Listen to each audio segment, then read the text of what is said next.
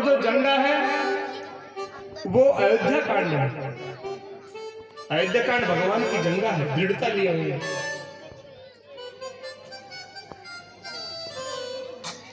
अरण्य कांड,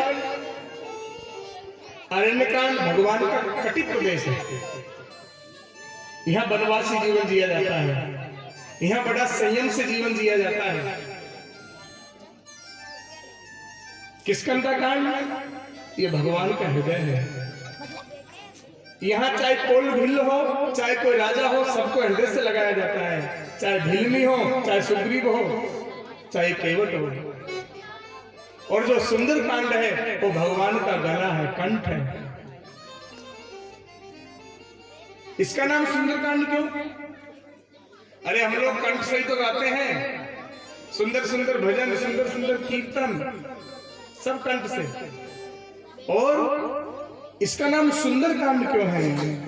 बोले सुंदरी सुंदरी सीता, सुंदरी सुंदरे कथा, सुंदरे सुंदरी वार्ता, इति सुंदर उच्यते।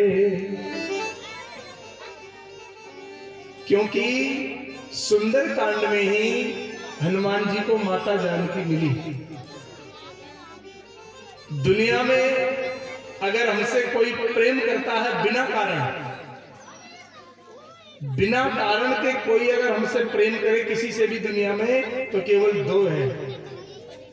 दो के अलावा तीसरा कोई भी नहीं जो बिना कारण का प्रेम करता हो। दो कौन कौन है? एक है मां और दूसरा है परमात्मा। एक है मां और दूसरा है परमात्मा। इसके अलावा कोई नहीं जो बिना कारण हमसे प्रेम करता हो। और अगर कोई तीसरा तुमसे बिना कारण के प्रेम कर रहा है तो समझ लो वो तुम्हारे लिए परमात्मा ही है।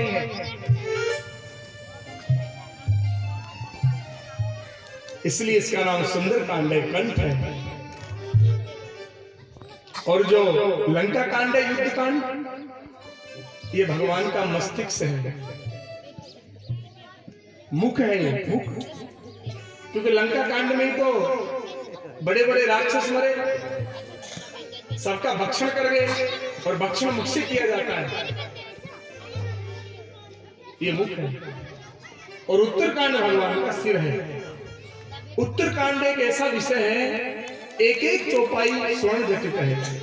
अगर उत्तरकांड की एक चौपाई को भी हम अपने जीवन में उतार लें तो हमारा जीवन सफल हो सकता है। और हमारा पूरे शरीर का जो ज्ञान है वो कहाँ भरा है? मस्तिष्क में। उसी प्रकार पूरे रामचरितमानस का जो रस है, सार है, वो उत्तरकांड में भरा है। तो ये मेरे परमात्मा का सिर है। तो ये जो रामचरितमानस है ये पूरा भगवान का स्वरूप है। ये कथा नहीं है, ये कोई साधारण किताब नहीं। प्रेम से बोलो जय श्री राम। और हकीकत में ये कल्प वृक्ष है।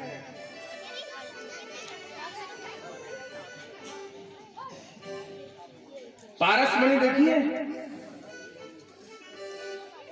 ये कल्प वृक्ष है। जिस प्रकार हम कल्प वृक्ष के नीचे बैठकर कुछ भी मांगते हैं वो मिल जाता है, उसी प्रकार रामचरितमानस को पढ़कर इस रामायण से आप हम कुछ भी प्राप्त कर सकते हैं। लेकिन प्राप्त करने का हमारे अंदर भावना होनी चाहिए।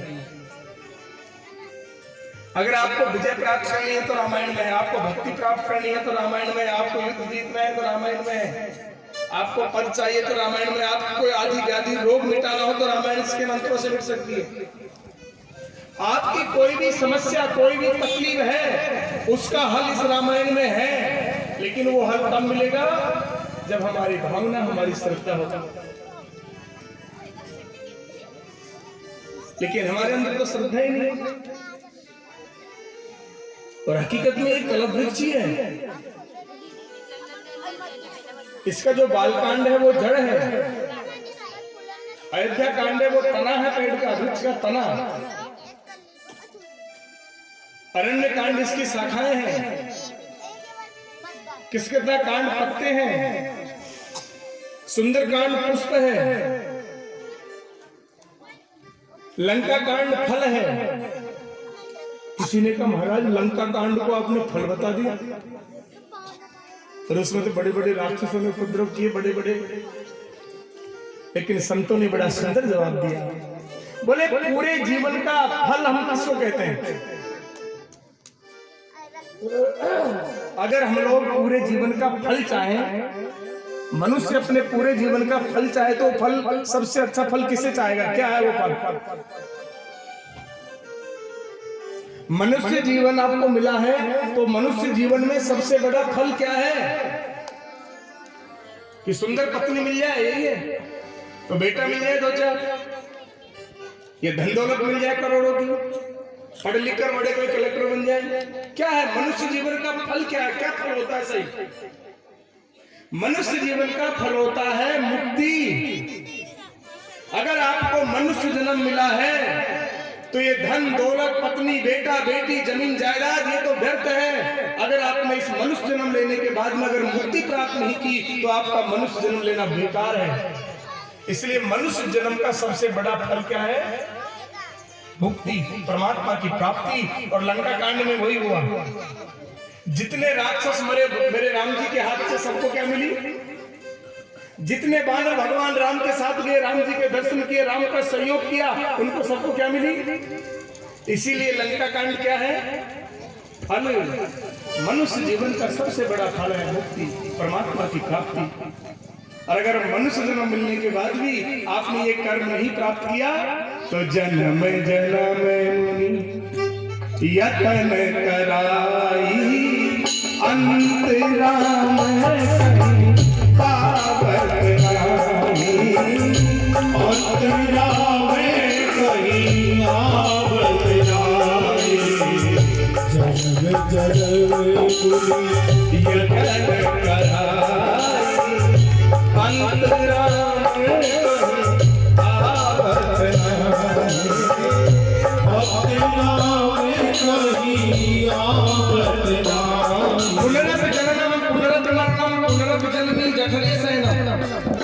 बार बार मरना, बार बार जन्म लेना, बार बार मरना, बार बार जन्म लेना, ये भटकना है। और बार बार जन्म मरण के चक्कर से मिट जाए, इसी को मुक्ति बोलते हैं। जन्म जन्म यतन कराई, जन्म जन्म यतन कराई,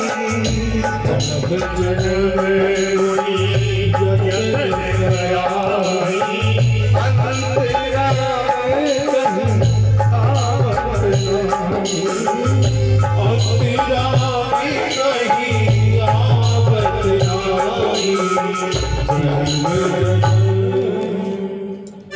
इसलिए अंतिम फल है मुक्ति,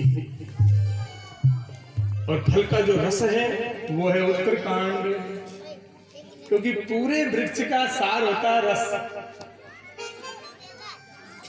लेकिन साल भर के बाद आप हम सब लोग फिर मिले हैं।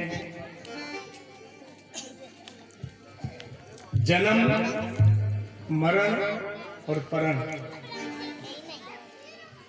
कि सुना हूं भरत भावी प्रबल, और बिलख कयहूं मुनिना,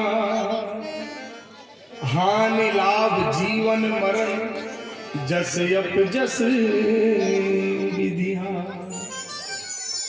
हानि लाभ जीवन मरण, जस अप जस विधिहा। इसमें आप हम सब लोग कुछ नहीं कर सकते हैं, ये सब ईश्वर के हाथ में है। लेकिन जब हमारे बीच से कोई जाता है तो हम लोग को थोड़ा कष्ट तो होता है, क्योंकि हम लोग समझ नहीं पाते कि इसमें अच्छाई छुपी है या बुराई छुपी है। हमको तो बुराई बुरा लगता है, लेकिन ये सब राम जी के हाथ में है।